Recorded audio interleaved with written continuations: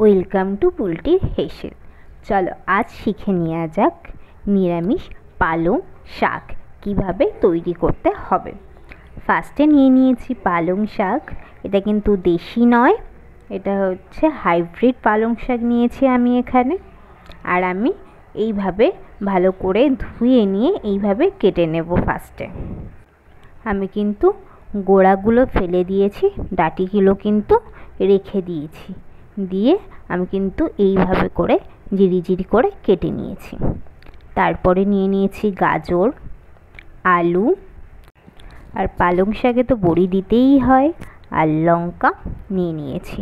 Gas ধরিয়ে নিলাম, কড়াই বসিয়ে দিলাম, তেল গরম করতে দিয়ে দিলাম।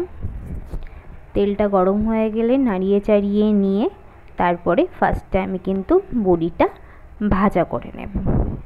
একটু লাল লাল লাল লাল হয়ে যাবে, তারপরে কিন্তু বড়িটা আমি তুলে নেব ফার্স্টে। তারপরে ওই তেলে আমি ফোড়ন দেব, 5 ফোড়ন দিয়েছি আর লঙ্কা দিয়ে দিলাম। দিয়ে আমি নাড়িয়ে নিলাম।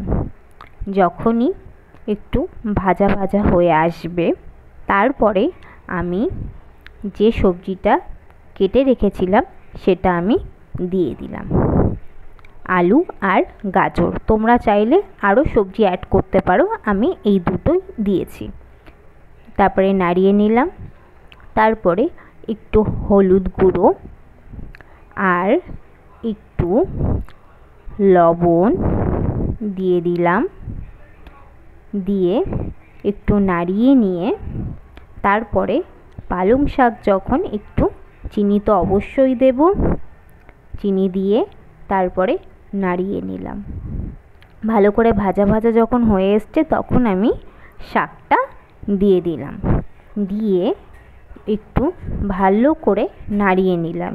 নিয়ে তারপরে আমরা ঢাকা দিয়ে দেব। ঢাকা দেওয়ার পরে দেখবে 2 মিনিট পর দেখবে আস্তে আস্তে জল ছাড়া শুরু করেছে, কেন পালং শাক যখন জল তো বেরোবেই। এবার ভালো করে কষাতে থাকতে হবে, কেননা জলটা শুকানোর জন্য। আস্তে আস্তে কিন্তু জল শুকানো শুরু হয়ে গেছে। আর অবশ্যই করে লবণটা কিন্তু পরিমাণ মতন প্রথমে একটু দিয়ে নেবে, কেননা জলটা শুকাতে থাকবে, লবণের ভাবটা কিন্তু বেশি হয়ে যাবে। ওই জন্য লবণটা একটু কম দিয়েই করবে।